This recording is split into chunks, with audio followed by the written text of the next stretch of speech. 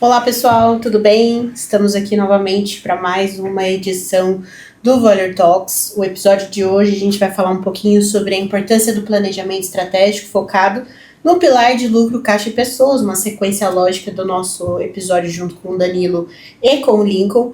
E hoje estão comigo duas pessoas aqui muito boas, maravilhosas, que trabalham aqui com a gente, fazem parte do universo da Vôler, que é o Dr. Luiz, que nos assiste e já trabalhou conosco há muito tempo, inclusive já trabalha conosco há muito tempo, no jurídico, e hoje ele integra o time do GRC, e a Letícia, que é a líder dessa BU tão importante, tão estratégica aqui para a Vôler. Então, já convido vocês, cada um a falar um pouquinho sobre vocês, sobre a trajetória de vocês aqui dentro da Vôler. Letícia?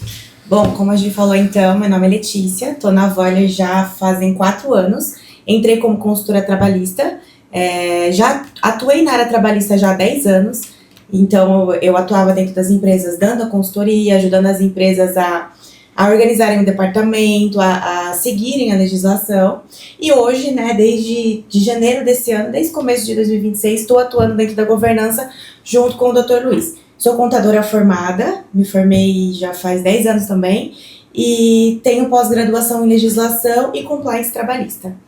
Doutor? Eu tô com a Vôler desde o começo, né? Primeiro estagiário da Vôler. Desde o comecinho.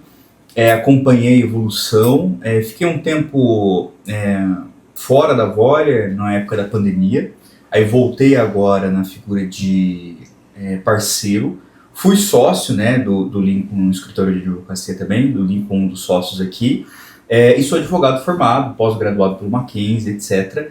E aí, vamos ver o que sai hoje desse tema. O Dr. Luiz, ele é bastante estratégico, né? Conforme ele foi crescendo aqui dentro da Vôler, ele entrou como primeiro estagiário, é um dos cases de sucesso aqui em termos de evolução e crescimento profissional. Tanto é que hoje ele ainda figura de conversas muito estratégicas, faz parte do conselho, inclusive, da própria Vôler. Então, é um dos orgulhos da casa, vamos dizer assim, em termos de profissional que foi se formando, obviamente, dentro da Vôler. É claro, a Vôler, ela tem todo um direcionamento profissional, mas o mérito, é claro, que é dele. E hoje a gente sabe que ele tem algumas ambições aí acadêmicas, inclusive dá bastante aula pra nós internamente. Ele tá testando com a gente, eu falei pra ele, você vai ver se você vai gostar ou não de ser professor, porque você tá testando com a gente. Exatamente. Então, assim, tem sido experiências muito ricas, trocas muito ricas, o próprio time do GRC que o diga, né, sim, Letícia? Sim. Então, eu vejo muito que a Vôler tinha um time do GRC antes e tem um time do GRC depois, tanto com a sua ascensão, porque a Letícia, como ela bem disse, ela trabalhava na equipe de consultoria. Antes mesmo dela ir para a equipe de GRC, ela trabalhou com projetos muito estratégicos, que é fazer uma due diligence num processo de M&A, de venda ou de aquisição. Então, ela direcionava isso, liderava esses processos. Trabalhou com recuperação de crédito também, algumas recuperações de crédito cabeludas, né, que a gente já viu ali, de verbas trabalhistas que tinham, mas não tinha, e aí a gente tinha algumas dificuldades, e, obviamente, conforme ela foi avançando e se desenvolvendo, surgiu a oportunidade de ela estar no GRC, e aí o Dr. Luiz também veio para agregar. Então, a minha visão hoje como coordenadora da Vôler, coordenadora geral, é realmente fazer um paralelo entre o que era o GRC antes e o GRC como ele está se formando. É uma das áreas que a gente está cada vez mais criando corpo, alma, vamos dizer assim, estruturando. Nós temos muitos desafios, e um dos maiores desafios que a gente tem é justamente o nosso tema de hoje, né? Então, o que a gente percebe, né? E aí já trago para a gente começar a nossa discussão. Minha visão, entendendo dentro da governança e por todos os processos que eu também passei, existem muitas coisas que dentro da governança são diminuídas, ou por que não dizer subestimadas. Né? Seja por tempo, por foco, por necessidade, ou porque não é uma prioridade no momento. E na minha visão, muitas vezes o planejamento estratégico é visto dessa forma. Ele não é trabalhado como ele deveria. E é óbvio que depois que tudo estoura, né, que o leite derrama, aí todo mundo tem que correr atrás com os paninhos, os perfects da vida para limpar o fogão. Então a ideia aqui como é que é a visão de vocês nisso, ainda mais vocês que estão no dia a dia, estão enfrentando isso com algumas percepções, e não só dos clientes da Voller, estou falando isso de mercado mesmo, né? A gente percebe que, claro, a gente tem uma fatia desse mercado com a gente, mas é uma dor de mercado, pelo menos na minha visão. Vocês entendem dessa forma também? Eu imagino, Gi, que sim. O planejamento estratégico, ele pode ser pensado, talvez, por alguns, como algo muito complexo, né? Muito difícil de fazer, etc. Sendo que, na realidade, a gente até, pensando, né, nesses três itens, lucro, caixa e pessoas, são os prioritários no planejamento. Mas eu acho que sim, tem essa resistência, como qualquer pessoa tem em relação àquilo que imagina que é muito complexo, que é muito difícil, que é a dificuldade até de iniciar a pensar sobre isso. Então, a pessoa que está no operacional, ela tem os seus objetivos, né? É difícil você chegar por um dono de empresa e falar: o que você quer da sua empresa? E a pessoa fala: eu não sei, né? Eu não sei, eu venho todo dia aqui, eu trabalho, mas eu não sei o que eu quero com isso daqui. É pouco provável existir isso, né? Nem que o objetivo dele seja: olha, eu quero que ao final do mês eu tenha dinheiro, eu tenha lucro, eu consiga tirar dinheiro da empresa e sustentar minha família. Nem que seja esse o objetivo, né? O básico precisa ser planejado, O básico precisa ser planejado. Mas a rotina, o operacional, e quando digo operacional, eu digo aquele operacional mesmo que consome o tempo do sócio, o tempo que poderia virar dinheiro, o tempo que poderia estar no comercial, o tempo que poderia estar mais no estratégico, tira um pouco o foco. E toda essa aura, né, de algo muito complexo, difícil de fazer, algo que governança já tem uma conotação meio de burocracia, né? Então imagina, vai burocratizar, vai ser difícil fazer. Vai vir um monte de papel, um monte de planilha, né? E tal. Um monte de planilha, vou ter que usar um monte de metodologia, e a pessoa nem começa.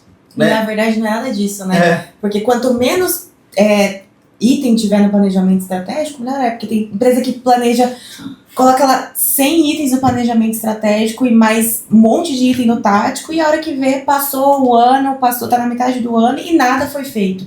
Então a gente sempre fala para os nossos clientes que nunca fizeram planejamento estratégico: vamos começar com o básico, vamos começar com poucos pontos, vamos dar ênfase nesses pontos, e aí conforme vai acontecendo, a gente vai deixando o nosso planejamento estratégico mais robusto, né, doutor? Com certeza. Que nem diz o ditado, né, pessoal, né? Todo milhão já foi um centavo, né? Então não adianta a gente também começar a querer correr antes de você aprender a engatinhar, ou dar os primeiros passos. Então, quando você fala de planejamento... E por que eu estou fazendo esse recorte, pessoal? Porque assim, quando você fala de planejamento estratégico, se você estuda um pouco mais a fundo do planejamento estratégico e das metodologias de grandes empresas que eu quero dizer empresas de grande porte, mais de 300 milhões, que contratam uma implantação de um planejamento estratégico robusto, ele vai passar por inúmeras fases. E ele é realmente bem burocrático. É análise de SWOT, é PESTAL, aí você vai usando várias metodologias ali dentro, faz várias perguntas, e realmente é exatamente isso que a Letícia trouxe. Às vezes o planejamento estratégico sai com 300 linhas numa planilha e um monte de coisa, e aí de repente você começa a olhar para dentro e fala: tá, eu preciso desse planejamento estratégico porque eu quero chegar aqui. Entendam? Planejamento estratégico, ele serve para nortear a gestão dentro do ano, que é o que o Dr. Luiz trouxe, mas ele também faz com que a empresa se movimente em direção ao objetivo que ela determinou. Seja para 1 ano, 2 anos, 5 anos, ela sabe onde ela quer chegar e ela desenvolve um planejamento estratégico para direcionar isso. Só que, quando você faz um planejamento de longo prazo, de 5 anos, para uma empresa de grande porte, que você faz toda essa metodologia, você vem com uma coisa muito robusta. E nós já tivemos experiências com alguns clientes aqui que tinham um planejamento muito robusto, e aí você acaba envolvendo várias pessoas diferentes, e se não tiver alguém olhando para o macro, direcionando o macro, todas as ações, as microações que vão ser necessárias para chegar naquele objetivo, elas se perdem. Ou elas não são concluídas, ou se perde gestão de prazo, ou entra outras prioridades. Então, por isso que o que a Letícia trouxe aqui é muito importante. Muitas vezes a gente não precisa começar com um planejamento muito robusto ou não precisa circular tudo isso para todos os envolvidos. Se a empresa sabe qual é o caminho que ela vai chegar e quais são os passos que ela tem que chegar até lá, talvez ela deva fazer micro sessões, sessionar o planejamento dela dentro daquele ano, dentro daqueles 6 meses, para que ela consiga ter clareza do que ela precisa fazer e fazer. Então, quando a Letícia fala, gente, às vezes um planejamento mais básico... A gente tem empresa com 5 tópicos no planejamento estratégico que está andando, entendeu? Exato. Se você tem essa clareza do que você precisa fazer e o que você vai fazer até o final do ano, já é um bom direcionador, né? Então, a gente percebe que existe até isso, né? Como que eu consigo fazer com que o meu planejamento estratégico seja bem definido? É um desafio, né? Mas eu acho que pensar o foco do planejamento em lucro, caixa de pessoas ajuda.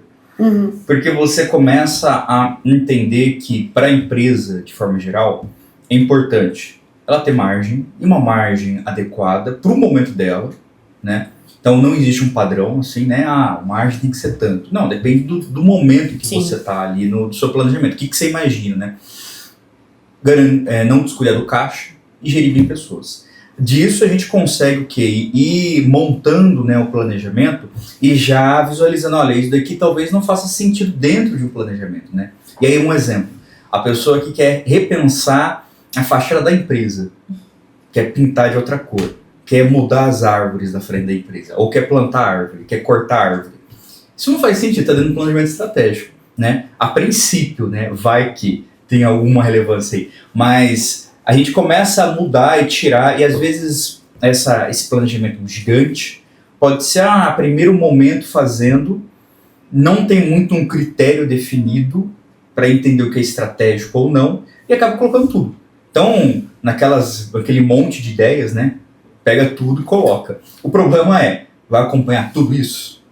Porque planejamento estratégico a gente coloca para mostrar depois. Se cumpriu, não cumpriu. Sim. Né? Não faz muito sentido fazer um planejamento, não acompanhar, chegar ao final do período, né, do planejamento, se for anual, se for a longo prazo, etc. Não atingimos esse item.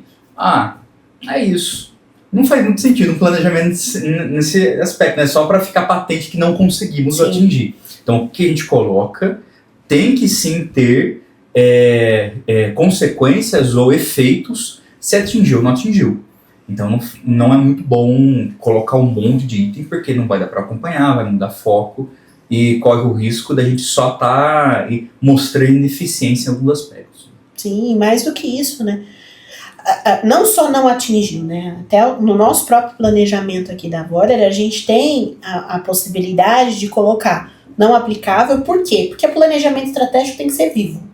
Você começa um planejamento no final do ano, tem coisa que você já avançou, tem coisa que você vai diagnosticar e você descobre e fala assim, olha, nesse momento não se aplica para o negócio. A gente achou a ideia estratégica maravilhosa, mas quando a gente começou a pôr a mão na massa, a gente percebeu que vai levar muito mais tempo, vai ter muito dinheiro, vai desviar foco, vai envolver profissionais que de repente a empresa ainda não tem disponíveis. Então, nesse momento, a diretoria, a empresa, os sócios, os fundadores, enfim, o conselho deliberou que não é estratégico a gente pensar nisso nesse momento. Então, tem 2 oportunidades. Ou você vai entender que não se aplica nesse momento, ou você vai entender que isso está prorrogado. Quando você prorroga isso para o próximo ano, para a próxima rodada de planejamento estratégico, pelo menos tira a incumbência e o peso de você falar não atingir. Agora, tudo que é não atingido, aí tem que ter uma justificativa, tem que ter um plano de ação em cima disso. Não atingiu, mas é exatamente isso. Ficou por isso mesmo? A gente não vai mais voltar nisso? Tanto é que a gente faz ata de planejamento estratégico, os sócios aprovam a ata, e eu até falei pra doutora Luísa, a gente sentou na reunião e montou planejamento estratégico com todos os sócios ali concordando. Eu falei, mas é necessário mesmo a ata? A doutora Luísa olhou pra mim e falou assim, planejamento estratégico é muito sério, Letícia, e eu guardei isso. Então, é um documento sério, ele precisa ser aprovado em ata, e a gente tem que estar acompanhando, e não é simplesmente não fiz porque não deu. Tem que ter uma explicação. Sim. E realmente é um documento vivo, né? Sim. Então pode ser que não fez sentido, não deu certo, mas tem que ter toda uma explicação. Porque em algum momento os sócios entenderam que aquilo era importante para a empresa, né? Sim. E a rastreabilidade das informações é importante. O que a Gislaine comentou, e a Letícia ratificou, essa questão do documento vivo é muito importante, porque a gente planeja em tese, né? E aí é o básico do planejamento estratégico, mas a gente sabe que às vezes não dá. Principalmente quem está começando. Mas o ideal é que o planejamento seja feito antes de começar o exercício.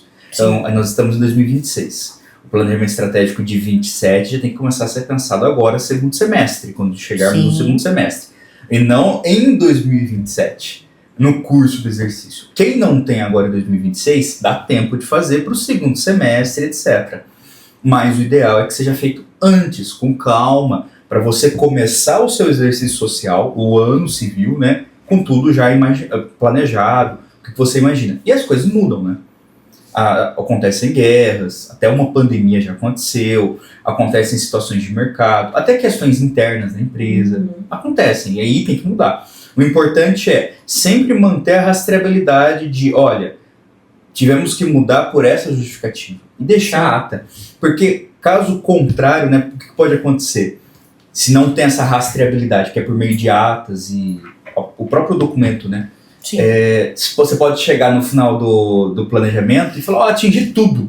Mas quando você pega o modelo final para o inicial, é muito diferente. É que você foi mudando ao longo do tempo, e isso pode dar uma miopia de que, nossa, estamos realmente assim, a todo vento, está dando tudo certo. Na realidade, não, você está contingenciando um monte de coisa. Sim. Então, se você deixa a rastreabilidade, você vê, olha, eu mudei por causa disso. Imaginei que ia crescer tanto, vi que não ia conseguir isso e mudei. Eu fui mais eu só estou sendo mais conservador e tinha sido mais arrojado em alguns itens. Isso é relevante. É um documento vivo, mas sempre com a rastreabilidade do porquê estamos mudando, né? E aí são as reuniões, são as atas, etc. Inclusive com os históricos, né? Os históricos do que mudou, do que alterou, do que não alterou, do que foi ajustado. Isso é muito importante. Outra coisa, de tudo que a gente está discutindo aqui, de novo, eu sempre vou voltar e fazer esse paralelo.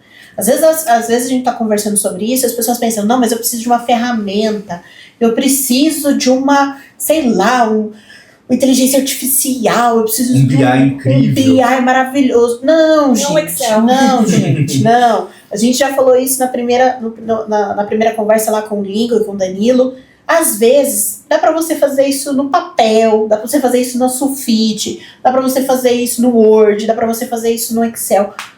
O importante é você tirar da mente das pessoas que fazem parte daquele processo, sócios, fundadores, conselho, gestores, líderes. É claro que quando a gente vai fazer isso, a gente tem que ter muita responsabilidade para envolver cada um deles, entende?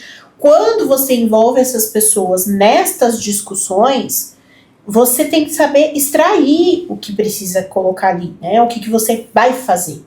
O que você quer fazer e por que você quer fazer aquilo, né? Como eu disse antes, tudo começa pelo porquê. Por que eu estou fazendo isso? Por que eu preciso disso? Por que a empresa vai se beneficiar com isso? Enquanto você não tem esse tipo de visão e você fica pensando naquilo que você precisa ter, que deveria ser maravilhoso e, meu Deus do céu, super disruptivo, inovador, quando você olha, você, de novo, está colocando mais um empecilho, mais uma barreira para você simplesmente evitar de você sentar e discutir o básico. Então, planejamento estratégico, até você chegar num robusto, tem muita coisa para você evoluir, muita coisa para você andar. E faz parte dessas rodadas de conversa que a gente tem, expor isso também, né? Por exemplo, o doutor falou uma coisa muito bacana que é na parte de margem. Margem é um indicador muito bacana, mas na maioria das vezes quando a gente fala, quando a gente vai conversar, qual é o primeiro ponto que eles vão conversar? Faturamento. E aí, quando você fala assim, não, mas eu tenho uma meta de aumentar o meu faturamento e tal. Mas vamos lá, você vai aumentar o seu faturamento e não vai olhar para a margem?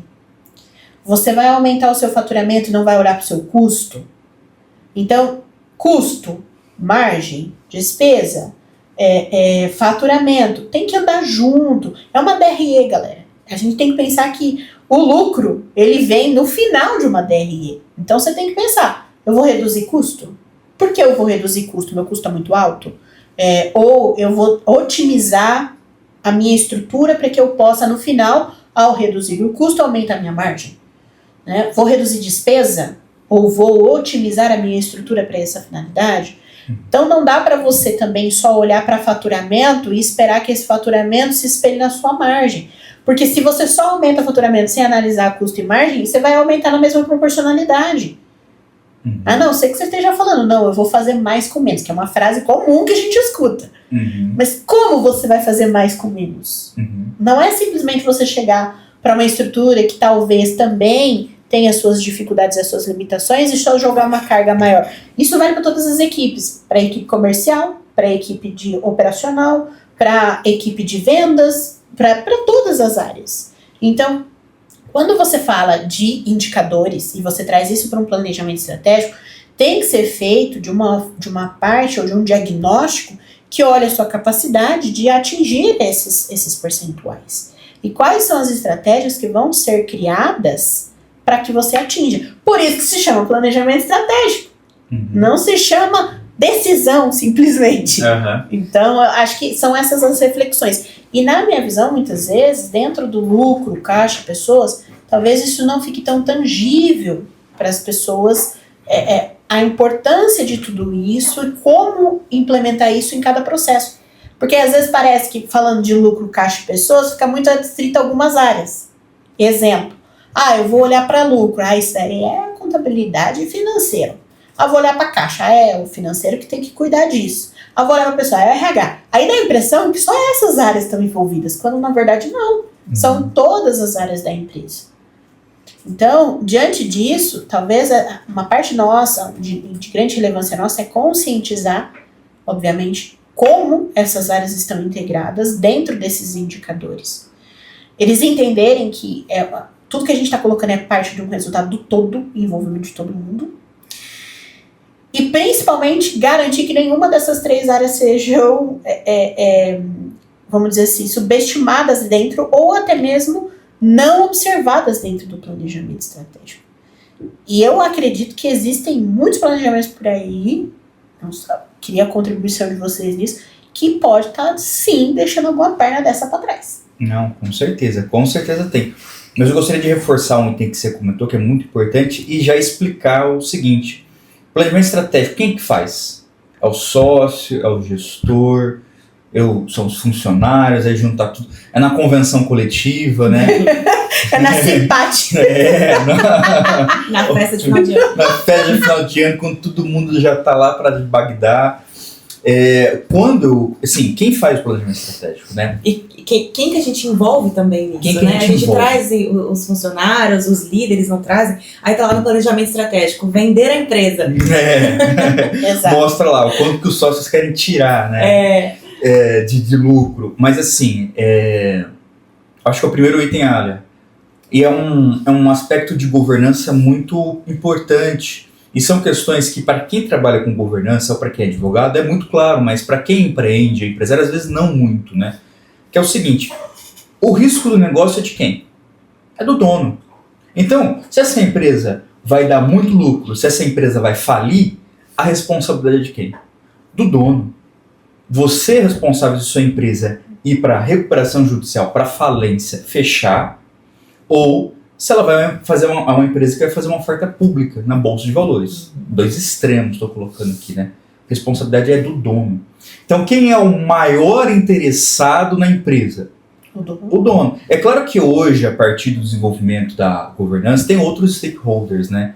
Tem os próprios funcionários, o próprio governo, um stakeholder também. Muito interessado, principalmente no lucro. Um grande sócio da empresa. Um grande sócio o governo é hoje. Mas o principal interessado é o dono. Porque, primeiro, daquele que é pequeno e médio, normalmente é aí que está o sustento da família dele. Se não gosta de fechar, meu amigo, sua família, se você não tiver uma reserva financeira, vai ficar complicado. Então, o dono é o principal interessado. Então, a princípio, principalmente no contexto das empresas familiares, quem é a primeira pessoa a ser colocada para discutir o planejamento estratégico? O dono, os sócios do negócio. Na maior parte das vezes, nas empresas familiares, também são os diretores, gestores, administradores, e também têm conhecimento para eles mesmos, né? Eles mesmos desenvolverem aí o planejamento estratégico. Quando existe uma outra figura dentro da empresa, que é um gestor que tem muito conhecimento da área, tem muito conhecimento do operacional, também pode ser convidado, etc., né? Mas existem itens do planejamento estratégico que podem ficar apenas com os sócios. Sim. Então, os sócios podem estar pensando em vender a empresa. Os sócios podem estar pensando em itens estratégicos que não é o momento ainda para compartilhar com o restante do pessoal. Sim. Então, o planejamento estratégico também permite fazer essa cisão. Ele pode ser feito em camadas. Em camadas. Inclusive, tem um dos órgãos que daí a gente já entra de novo, sem burocratizar. Mas isso às vezes acontece até de forma informal nas empresas, que é aquela reunião que às vezes nem tem o sócio participando diretamente, uma reunião entre funcionários, entre gestores, aqueles que conhecem o dia a dia da empresa, às vezes eles se reúnem ainda que informalmente para falar, dar ideias, sugestões, falar do momento da empresa, algumas coisas que estão preocupando eles no dia a dia. Isso a gente também chama de comitê estratégico dentro da empresa. Que é o quê? Você junta as pessoas que são estratégicas dentro do negócio para dar ideias e discutir estratégias para o negócio. Isso pode subir ou não para a reunião de um planejamento estratégico e pode corroborar com o plano que já foi delimitado junto com o sócio. Mas muito importante fazer essa referência, porque realmente um planejamento estratégico exige uma questão muito delicada dentro das empresas que se chama maturidade. Nem sempre tudo que você pode trazer dentro de um planejamento estratégico que é pertinente ao planejamento estratégico, principalmente quando envolve o interesse do sócio, você pode trazer isso para baixo, para gestores, para diretores, para líderes, para pessoas no geral que estão ali, né, para os funcionários. Por quê? Porque não é o momento, porque vai gerar desconforto, pânico e desnecessários. Ou então vai expor uma fragilidade que eles não sabem do negócio e vai gerar incerteza e aí vira um tendel sem necessidade. E também, às vezes, é discricionário do próprio sócio. É dele, dentro do interesse dele da organização. Então, muito importante fazer essa reflexão. Mas para continuar, doutor Luiz, que eu interrompi. Não, fica à vontade. Então, levando isso para a questão dos sócios, né? Importante eles estarem presentes para discutir isso. E Sim. com possibilidade de convidados.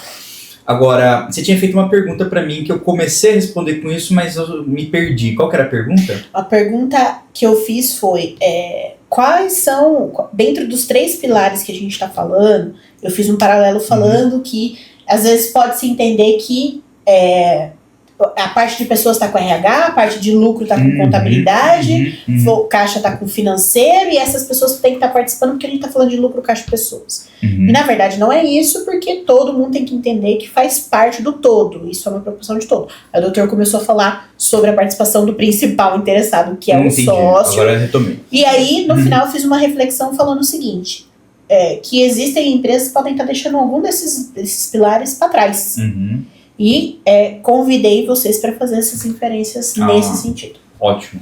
Eu acho que essa questão é muito importante o sócio, o fundador, o que está em um cargo de liderança alta dentro da empresa, ter a capacidade de descentralizar. Isso é muito importante, de falar, olha, a minha contabilidade, seja externa ou interna, tem autonomia.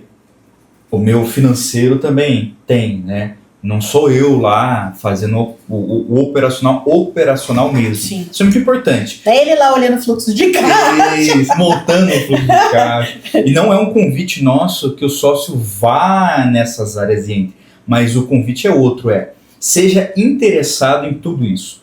Porque na realidade o maior interessado é o próprio dono, é o sócio. Porque aquilo que é feito pela contabilidade, pelo financeiro, impacta diretamente o sócio. E vou dar um exemplo. Até mesmo naquelas grandes empresas listadas na bolsa, SA, etc., cujo acionista, mesmo minoritário, não participa da gestão, ele é interessado. Até porque, pelas normas que nós temos hoje, CVM, lei das SAs, etc., a empresa é obrigada a publicar seus balanços, suas demonstrações financeiras. Sim. Por qual razão? Por transparência, porque o acionista é interessado. Agora, veja, a gente está falando de uma SA, que tem uma baita de uma estrutura aberta na bolsa, que tem conselho de administração. O minoritário, a legislação protege ele até passando informações para ele, obrigando a empresa a passar informações para ele, inclusive informações auditadas para ele. Sim. Porque o dono da empresa aqui não vai ter o mesmo interesse em pelo menos saber como é que está a sua margem operacional, sua margem líquida, como é que está o seu caixa, como é que está a gestão de pessoas. Sim. Ele tem que estar interessado, porque no final, sempre acaba nele, no dono da empresa. Tem vários stakeholders, claro, sempre, Sim. mas no final acaba nele. Se for muito bem, o sócio é bem remunerado. Tem um bom ativo para vender, dá lucro, tem caixa e as pessoas são bem geridas. Ótimo. Se não dá, o que vai ter? Falta dinheiro também para o sócio, ele tem um ativo estressado, que se for vender vai pegar com um deságio enorme, e uma bagunça em termos de pessoas, né? É só dor de cabeça, para ele no caso, né? Porque as demais pessoas, funcionários, ou até mesmo algumas lideranças, sendo CLT ou não, pode trocar de empresa, óbvio, pode mudar, o mercado é amplo. Agora o dono da empresa, ele vai trocar de empresa? Ele que é o dono? Fala, não, eu vou entrar no LinkedIn aqui, tô mudando de empresa, quem quer comprar a minha, eu vou entrar em outra. Não tem isso, né? Então, assim, a bucha é dele. A bucha, o pepino, o abacaxi, ou até mesmo uma coisa muito boa, o pote de ouro, é dele. Ou seja, ele vai para as verduras, entendeu? Ele vai e vira um doente da procura do outro. Mas é muito bom esse paralelo, doutor, porque assim, uma das coisas que eu vejo muito extremamente válidas as contribuições do doutor, porque, de novo, a gente está falando de várias empresas grandes, que já tem uma legislação muito direcionada, que fala como é que ela tem que fazer, tem transparência e tudo mais. Se já dá ruim nelas, por falta de transparência, por jogadinhas, por pedaladas contábeis, por contabilidade criativa, que a gente já conhece. Planejamentos arrojados. Planejamentos extremamente arrojados. Se a gente está falando por exemplo, das últimas notícias que a gente acompanhou, de grandes casos e escândalos que vêm sendo investigados, multados. Inclusive, quando a gente fala de lei anticorrupção, investigação da CVM, gente, a maior parte deles tem uma raiz aonde? Na contabilidade, nos ajustes, no conflito de interesses. Não, eu vou deixar isso aqui um resultado mais bonito, porque depois no final eu vou receber mais. Então, isso eu tô falando de Americanas, eu tô falando de vários casos grandes que a gente teve. Só que quando a gente vem pro mercado e a gente fala desses casos grandes, às vezes o pequeno ele fala, não, é só naquela lá. Só que ele, dentro da própria empresa dele, muitas vezes não lê o balanço dele. E aí, Gi, se você puder só explicar quem é pequeno e quem é médio, só porque às vezes a pessoa pensa pequeno, que tá nos ouvindo falar. Sim. Não, pequeno é o dono da quitanda, é o meio. Não. A gente está falando em termos de faturamento, né? A gente falou de grandes empresas acima de 300 milhões, a gente está falando de micro e pequeno empresário, a gente está falando dentro da faixa do Simples Nacional. Então, a partir dali a gente já entra em média empresa. Já. Um cara que fatura 100 milhões ano é médio ainda, né? Sim. É médio ainda. Sim. Então, se você fatura 100 milhões, você está dentro aqui do médio. Exato. Então, tudo isso é aplicável para ele. Exato. Também. Só não é aplicável no sentido de, eu não tenho capital aberto na bolsa, eu não tenho obrigatoriedade de passar balanço. Não, a gente tá trazendo o extremo e falando para você, viu? Lá naquele que tem exigibilidade de publicar balanço, tem auditoria obrigatória, tem todas essas estruturas extremamente robustas, nós encontramos casos extremamente divulgados de erros e de inconsistências. Se esses que devem ter trocentos olhos olhando para a mesma situação, ainda assim passam por algumas situações como essas, você que está como médio, como pequeno empresário, tem que se preocupar em olhar para dentro da sua empresa. Olhando para esses números. E aí volta a repetir.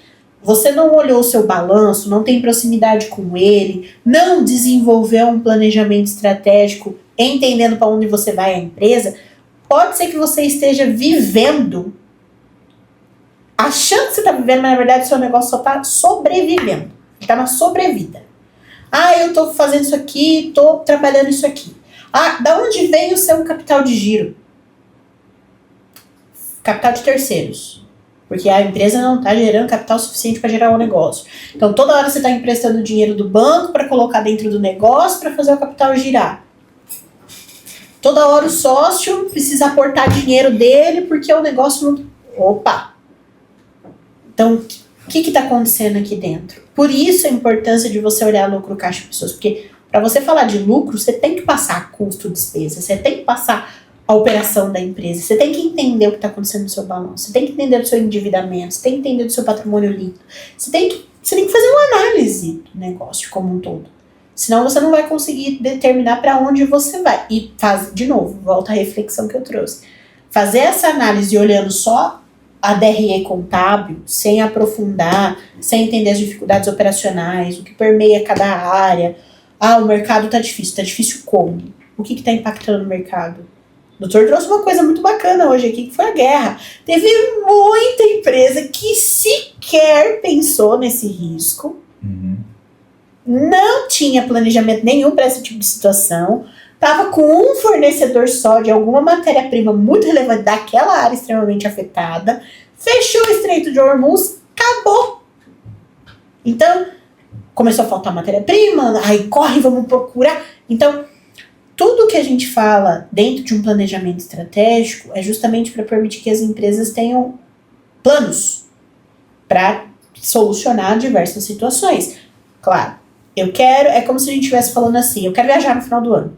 Vamos trazer para um exemplo tangível. Letícia, que gosta de viajar, ela é maravilhosa. Ela vai, você fala, não, eu quero fazer uma viagem grande. Eu também responsável por viagem, viu? Tô planejando muito não, tô só indo. Mas vamos lá, vamos imaginar. Sei que tá aí planejando várias coisas pro seu futuro. Imagina que você quer fazer uma viagem para um destino paradisíaco que vai custar uma bagatela de 30, 50 mil reais aí por uns, sei lá, 15 dias. Você não vai fazer essa viagem do nada mês que vem. Você tem que entender primeiro. Você vai fazer essa viagem mês que vem como? Você tem férias para você tirar? Ou você simplesmente vai chegar e falar assim, tchau empresa, tô indo viajar. Entendeu? Não, você tem esse dinheiro já reservado? Você já viu qual é o lugar onde você vai ficar? Quem são as pessoas? O que você vai fazer? Tá reservado? Você tem que, pelo menos, pôr alguma coisa na ponta do lápis. Até você conseguir atingir o seu objetivo. Nas empresas não é muito diferente. Não é muito diferente. Ela tem o objetivo de expandir, ela tem o objetivo de abrir capital, ela tem o objetivo de sair da sobrevida e passar a viver. Sair do vermelho. Sair da emergência de toda hora precisar colocar capital nessa empresa. O que ela quer fazer? Então, quando a gente fala de planejamento estratégico, pessoal, só para vocês terem um pouco mais de tangibilidade do que a gente está falando. Não é para ser uma coisa... Quando a gente fala que não é complexo, é justamente isso. Tudo na sua vida, se você for para analisar, você teria que ter pelo menos um papelzinho para você pensar no que você quer fazer, como você quer fazer. Não precisa você querer fazer tudo num ano só. Não, esse ano eu vou estudar fora, aí esse ano eu também vou viajar para 10 países diferentes.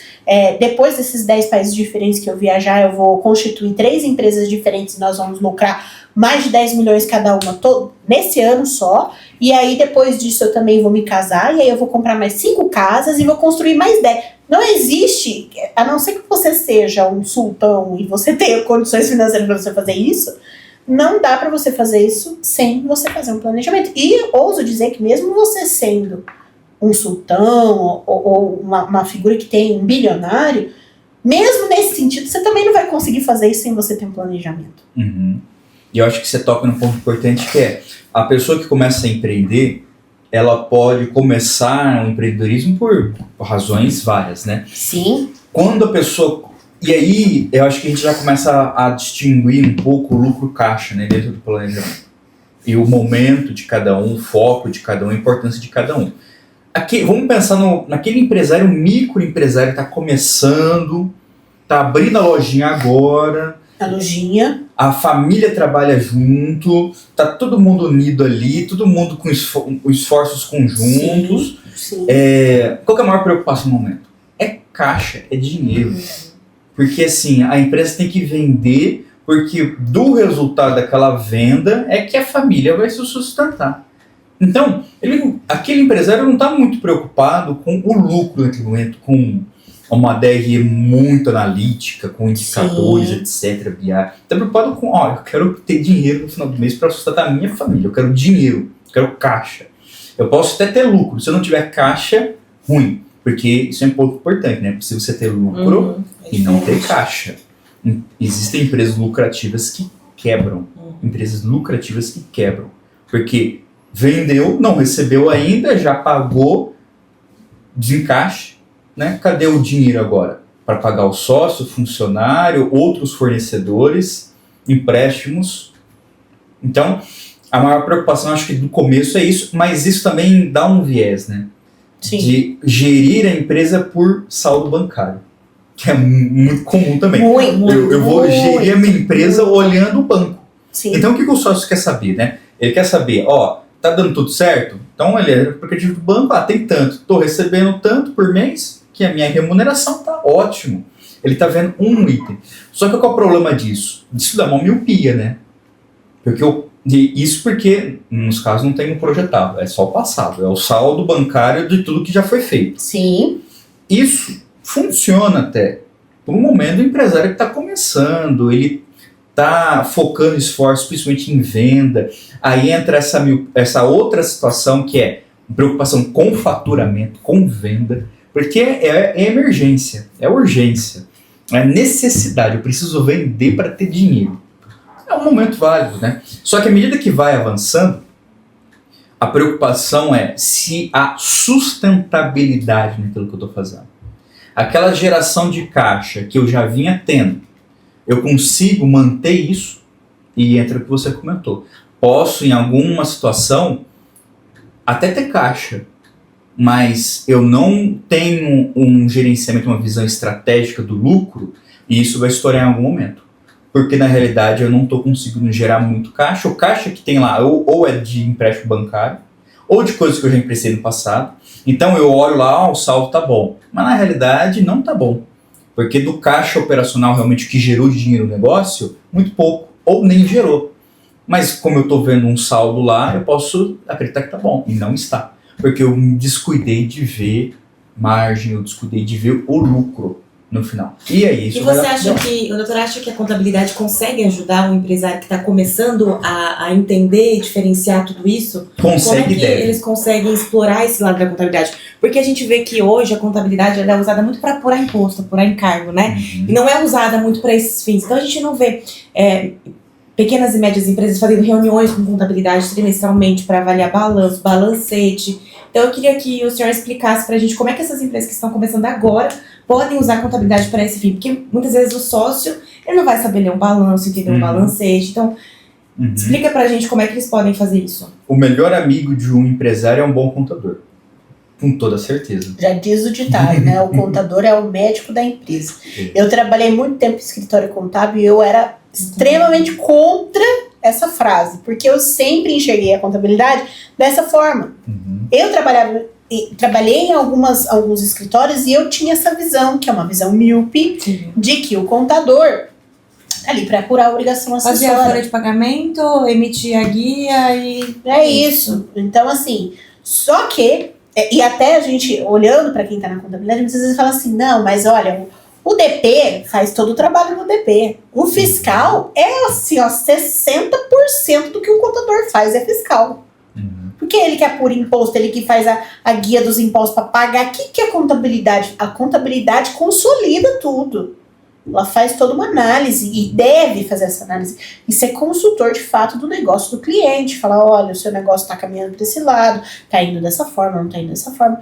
Mas existe essa dificuldade, essa miopia. Até por quem trabalha, muitas vezes, dentro dos escritórios.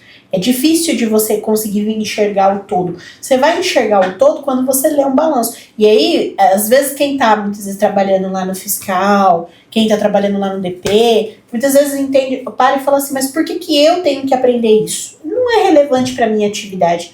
Não é relevante para a sua atividade dentro daquele escritório. E se você estiver pensando só em fazer o seu dia a dia, as suas tarefas. Agora, se você quiser atender o seu cliente com excelência e conseguir inferir oportunidades para ele, você precisa entender do negócio do cliente. E para você entender do negócio do cliente, você tem que ter um balanço. Com certeza. Eu acho que isso é um vício histórico no Brasil, porque no Brasil, historicamente, se a gente for pegar, tudo que existe de contabilidade, ela foi sendo aperfeiçoada até pela legislação em função do fiscal. Então, o contábil, historicamente, na legislação, ele surgiu mais numa dependência do fiscal. Então, eu preciso ter apuração do imposto de renda, eu preciso ter apuração da contribuição social. Então, a legislação ela está muito conexa. Entretanto, a gente passa cada vez mais por um momento em que a contabilidade ela ganha uma relevância em si, para além do fiscal. Então, o contador não é a pessoa só para apurar tributo. Ele é a pessoa para gerir, ajudar o empresário a gerir o patrimônio.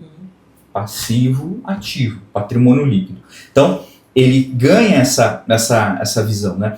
Para quem assistiu, não sei se vocês gostam de acompanhar cinema, mas tem um filme muito bom que chama Os Intocáveis, que não é aquele do cadeirante.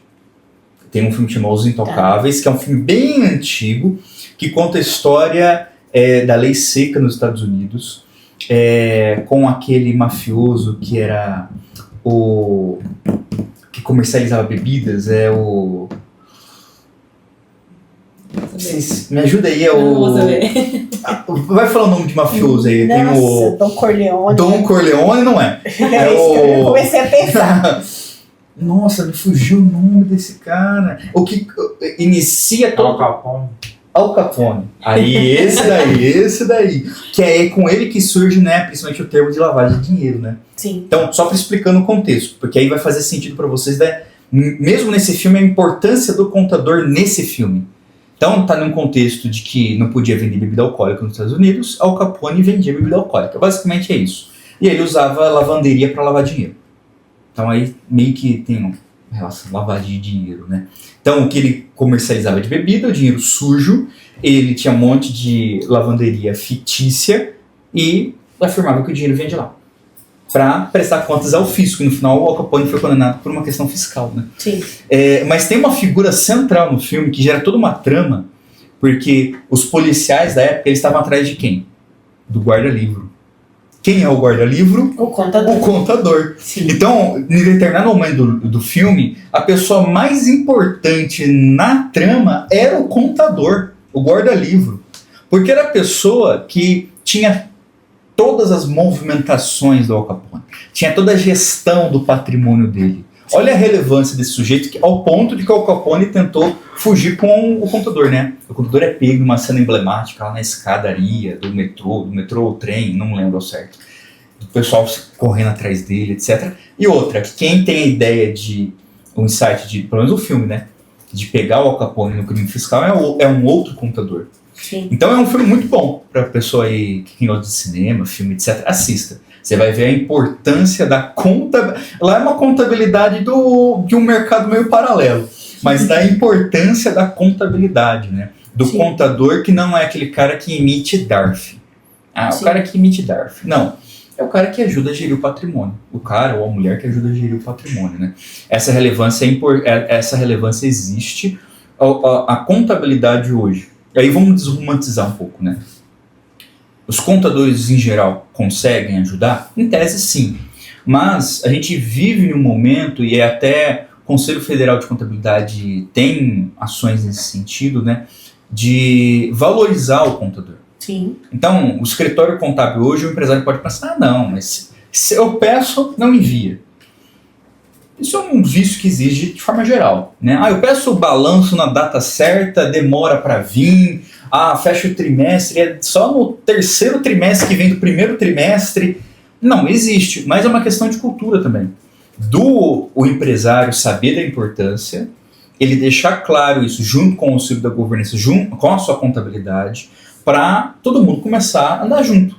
E acontece, a gente consegue, né, ter uma boa sinergia geral entre a gestão interna da empresa, a governança e o contador. Tem que usar o contador. Tem que usar. Ele não me enviou o balanço. Você pediu? Mandou balancete, você pediu?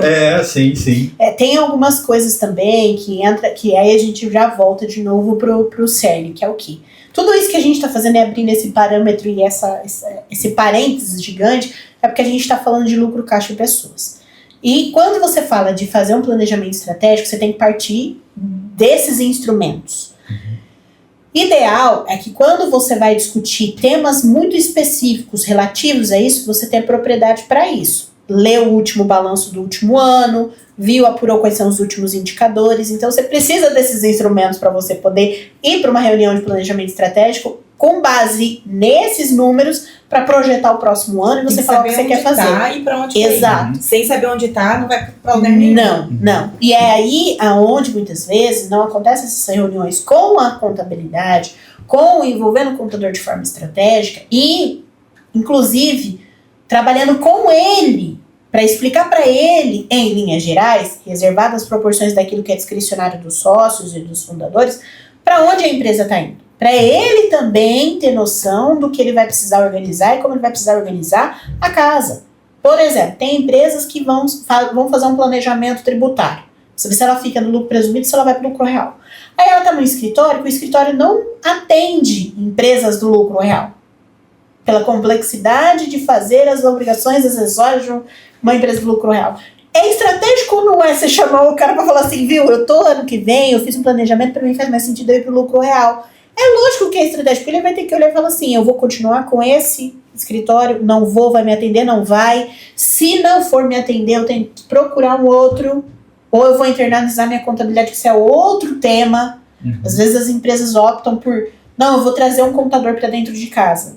Tá, você vai trazer o contador para dentro da sua casa. Se você tá com um contador, um escritório que faz a sua contabilidade, o risco é dividido. Você, pelas suas informações, o escritório por apurá-las.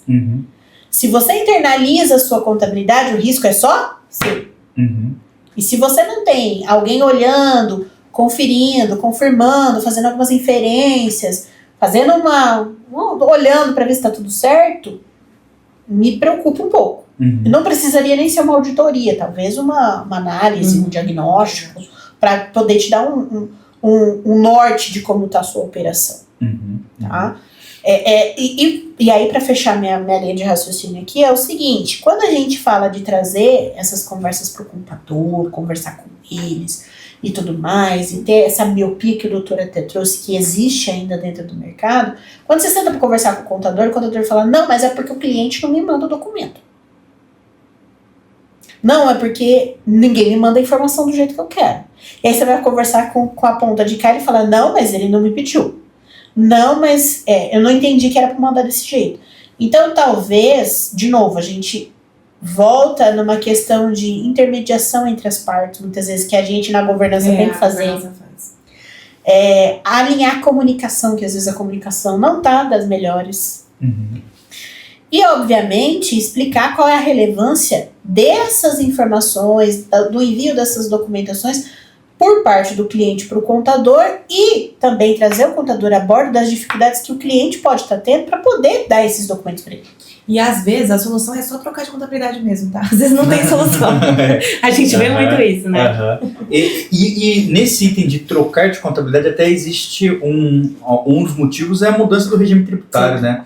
E em muitos casos a própria contabilidade, de uma forma muito ética e transparente, fala, olha, não vou conseguir te atender mais. Porque o meu foco é Simples Nacional, né? Eu não vou conseguir, né? Nem no presumido eu conseguir te ajudar a contento. Então, imagine no real. Mas eu queria puxar o assunto e só comentar para a gente não esquecer que pessoas.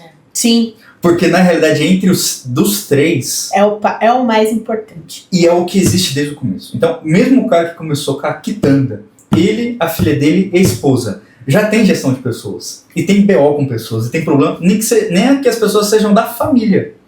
Então, saber gerir pessoas... Eu acho que por ser da família que piora um pouquinho. Exato. Então, gerir pessoas é um item que acompanha o empresário.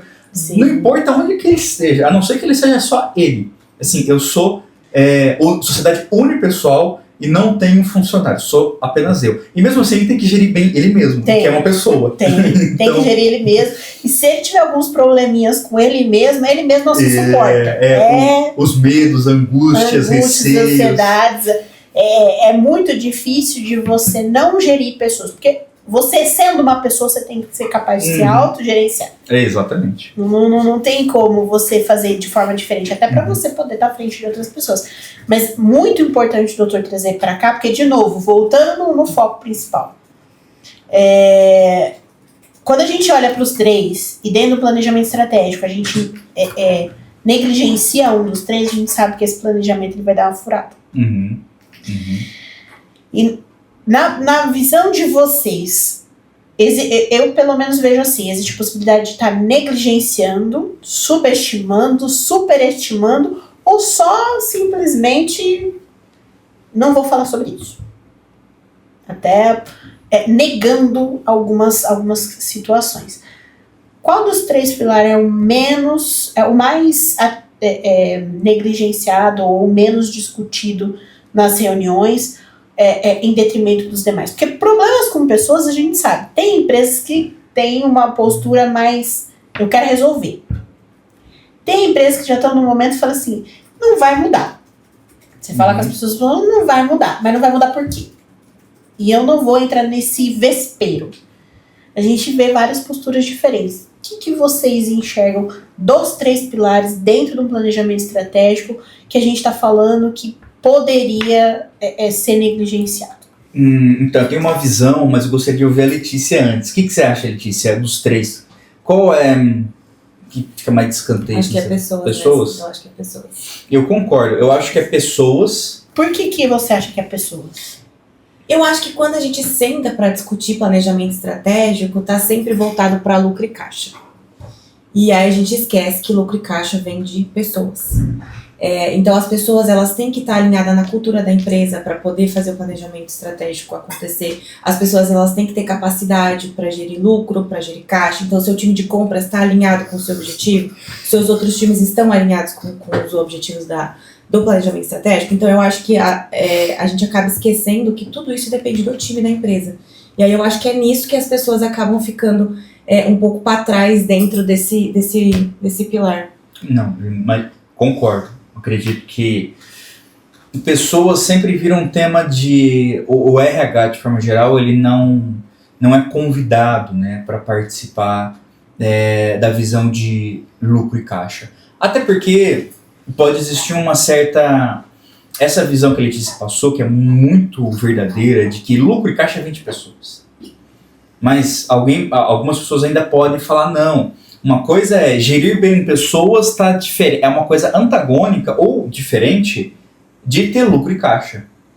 Numa visão de que ter lucro, perseguir o lucro e o caixa, é uma visão mais agressiva, mais arrojada, mais capitalista, mais voltada a resultado, etc. Enquanto que pessoas é aquela gestão mais voltada para o bem-estar, e que são 2 coisas que não combinam. Né? São 2 coisas que não combinam. Talvez no Brasil isso esteja muito relacionado com as questões orçamentárias públicas, né? De falar, existe uma intriga entre bem-estar social e manter o superávit ou não ter o déficit público. Pode ser por isso. Mas tem uma certa diferença. Que na realidade o que a Letícia falou, não. Gerir bem pessoas gera também lucro e caixa. E gerir bem pessoas tem uma questão aí. O que é gerir bem pessoas? Né?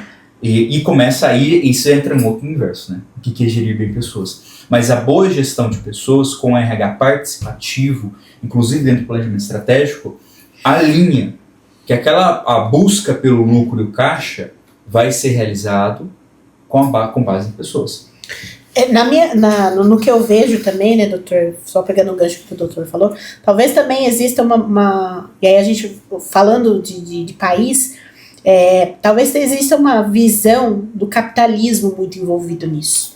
Talvez o lucro e caixa estejam muito associados ao capitalismo exacerbado. Não, porque empresária é lucro e caixa. Só. Não se importa com pessoas. Mas espera lá. Se você está olhando para uma empresa que tem um RH bem estruturado, que é um RH humanizado, É diferente de você ter um RH libertino. Você trabalha num ambiente bacana, tá? Porque também tem essa distinção do que é ambiente tóxico do que não é ambiente tóxico, né? Existem coisas que a gente está vendo atualmente que vem acentuando tendências, inclusive na gestão e na liderança, conflitos geracionais, de como você tem que lidar com pessoas para você exigir que elas façam aquilo pelo qual elas foram contratadas para fazer. Uhum. Então, existe essas dificuldades no dia a dia, mas isso faz parte de uma boa gestão de pessoas. Eu acho que as pessoas precisam entender que elas estão dentro da empresa por um propósito, um objetivo. O objetivo pode ser pagar minhas contas no final do mês, ter dinheiro para eu fazer minhas coisas, ganhar dinheiro para eu poder viajar, entendeu? Desde que você tenha esse objetivo. Da mesma forma que você tem o seu objetivo pessoal, a empresa também tem o dela, você contribui para isso.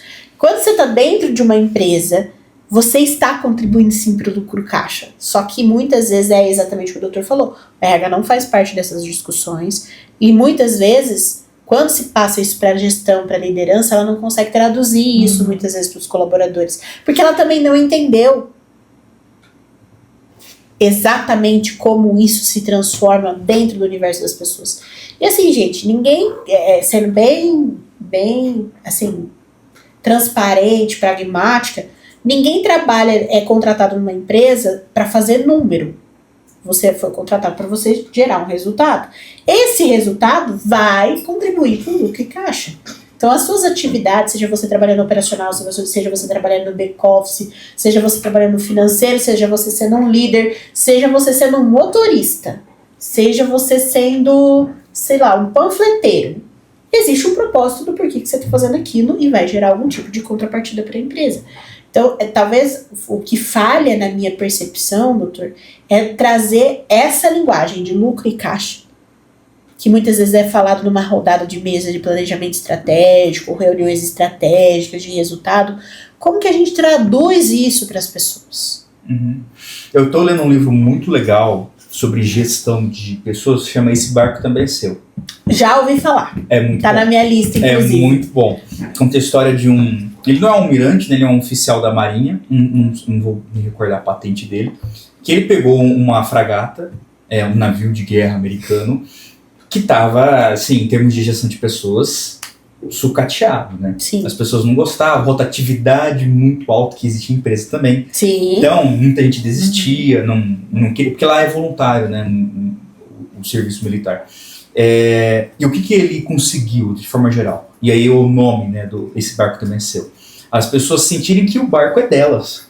Né? Esse barco também é meu. Esse barco não é da Marinha americana e que o problema é lá do presidente, o problema é lá do almirante, o problema é lá do Estado-Maior, não tem nada a ver com isso daqui. Não, esse barco também é meu. Eu moro nesse barco. Eu durmo nesse barco. Eu como nesse barco. Eu passo grande parte da minha vida nesse barco. Então, quando você fala, não, eu também faço parte dessa situação. Essa situação, essa empresa, essa convivência gera para mim a minha subsistência também. Sim. Isso também é meu. Sim. Né? Isso gera um pertencimento. Sim. Né? E isso, agora, o ponto é como chegar nisso. E tem toda uma estratégia por trás. E essa estratégia, olha só, onde deve estar? Planejamento estratégico. Planejamento estratégico. Não entrando em cada um dessas estratégias, né, desses itens, mas quando você pensa a pessoas dessa forma, não descuidando do caixa nem do lucro, você aí tem um planejamento completo, fechadinho, né? Bom para se acompanhar. Não significa que vai ser atingido, porque muitas coisas podem acontecer, mas você já começou bem, já começou certo. Né?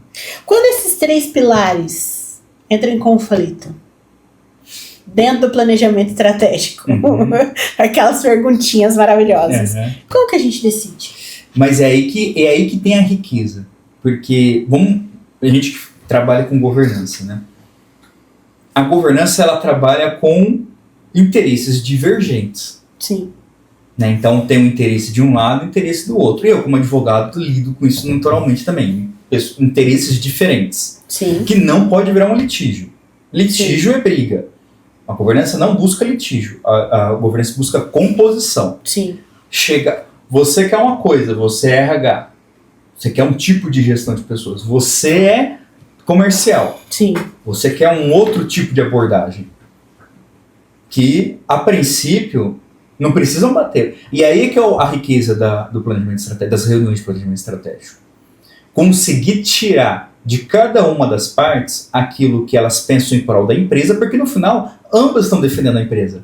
Sim. Esse é o ponto relevante. Sim. Não é que uma quer uma coisa, a outra quer outra, e no final a empresa não sai ganhando. Não, as duas Sim. querem o bem da empresa. Sim, eu acho que isso tem que ver com a cultura também, né? Então, se no final de tudo todo mundo estiver na mesma página e seguindo a cultura da empresa, nada disso vai acontecer. Uhum.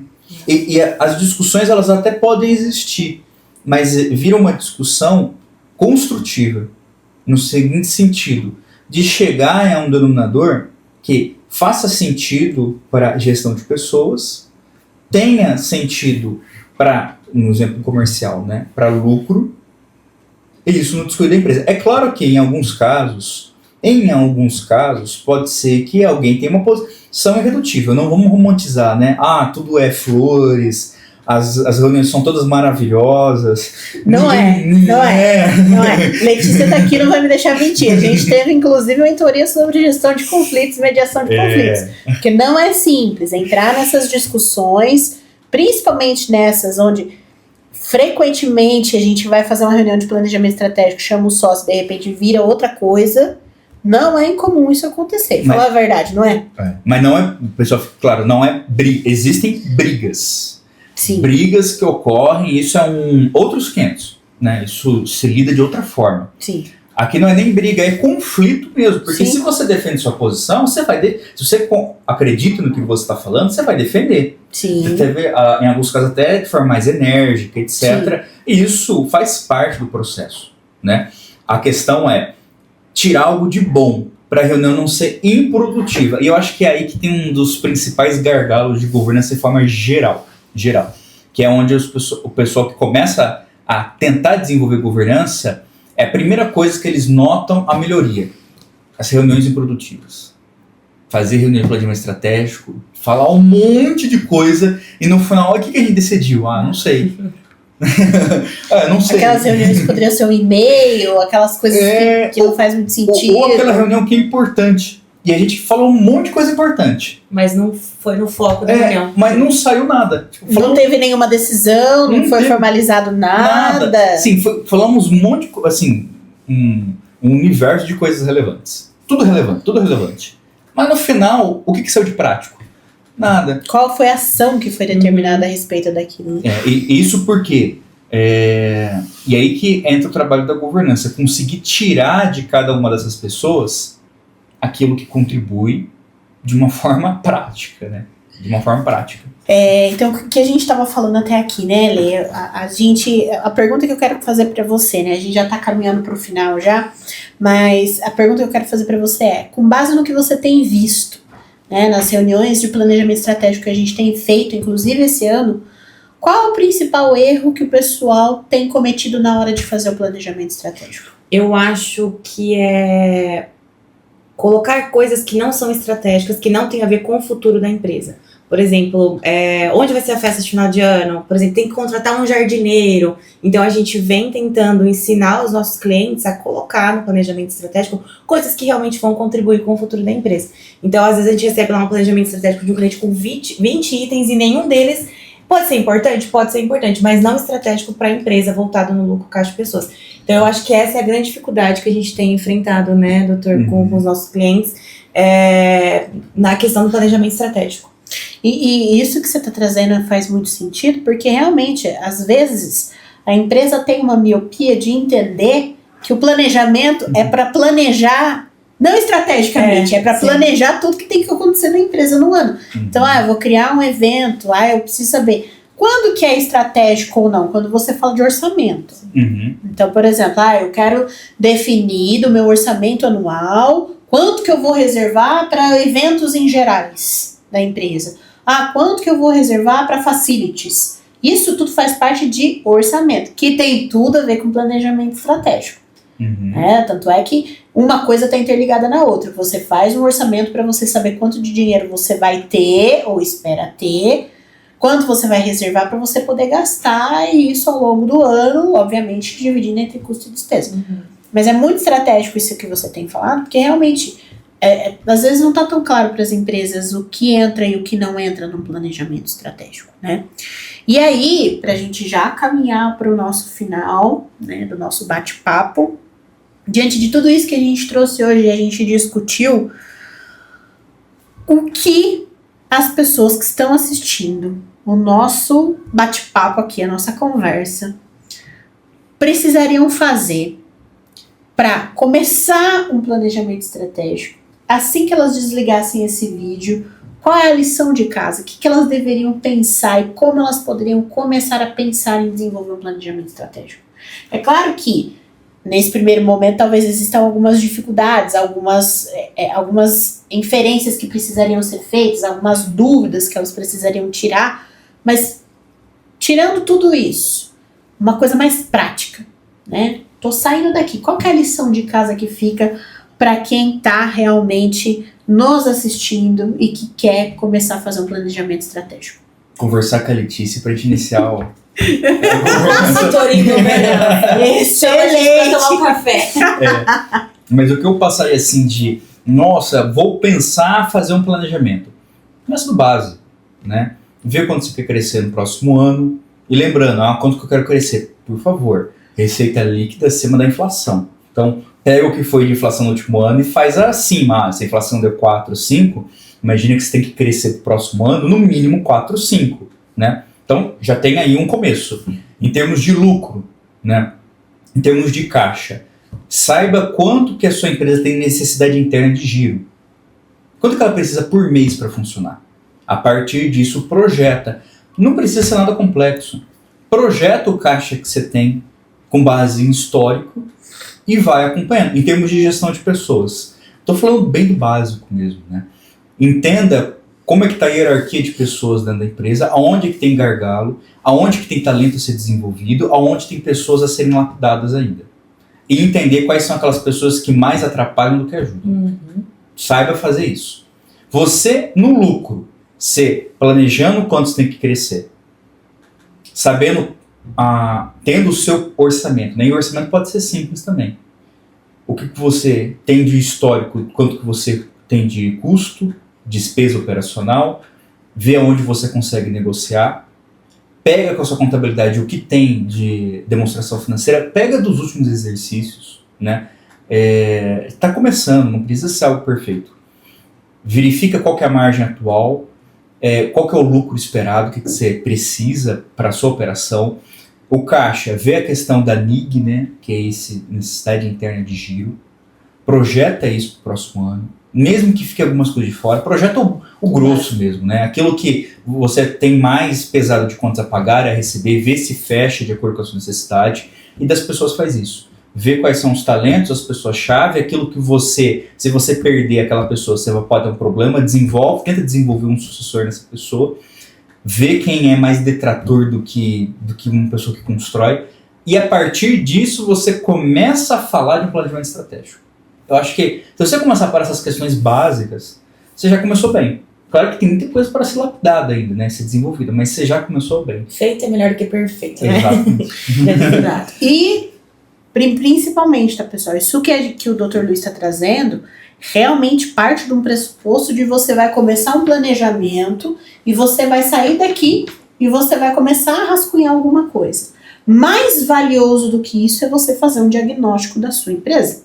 Tanto é que quando a gente vai fazer um trabalho num cliente, a primeira coisa que a gente faz antes mesmo, muitas vezes, do planejamento estratégico é fazer um assessment de governança.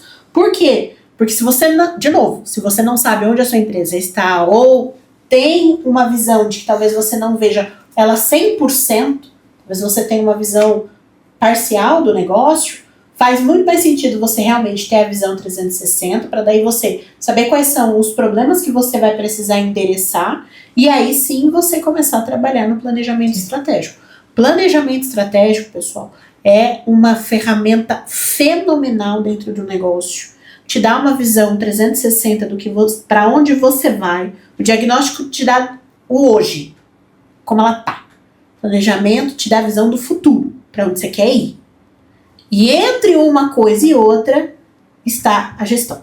Então, não existe você também só fazer esses instrumentos e não ter a gestão. Para isso, você tem que ter um acompanhamento. Para isso, você tem que ter as rodadas de reuniões, de avaliações, de validações, tá? Todas essas reuniões são necessárias e estratégicas. Aí, essa sim tem que ser uma reunião produtiva. Não pode ser uma reunião para ficar falando groselhada, como se diz por aí, tá? Então, a gente faz uma reunião mais de acompanhamento, mas é mais nesse sentido, tá? Então, se você hoje for fazer um planejamento do zero e você quiser fazer esse exercício, siga o que o Dr. Luiz falou, que vai dar muito bom. Se você quiser fazer algo mais aprofundado, direcionado, olhando para o seu negócio, primeiro ponto que você tem que fazer, a primeira coisa que você tem que fazer é realmente fazer um diagnóstico. Partindo do diagnóstico, você trabalha um planejamento estratégico. Ah, mas eu estou na metade do ano. Ah, mas eu já passou 6 meses. Não tem data para você começar um planejamento estratégico quando você não tem nenhum. Agora, quando você já começa a fazer, quando você está criando este hábito, você tem que começar, geralmente, do ano anterior para o ano seguinte, que foi o que já foi falado aqui nessa mesa. Então, assim, por que a gente faz essa ressalva? Porque às vezes a pessoa fala assim, não vou fazer nenhum planejamento estratégico porque já está na metade do ano. Tá, e você tem mais 6 meses, você não vai fazer nada? Vai continuar gerindo no escuro? Então, a ideia é sempre você começar da onde você está. A partir daí, você já cria este hábito de já começar a pensar no próximo ano. Feito, gente. Gente, queria agradecer mais uma vez vocês pela participação, pela presença. Foi um bate-papo muito bacana. É mesmo. Aguardo ansiosamente pelos nossos próximos novos temas para a gente poder discutir. E foi isso, pessoal. Aguardo vocês no nosso próximo episódio. Tchau, tchau. Valeu. Tchau, tchau. Tchau.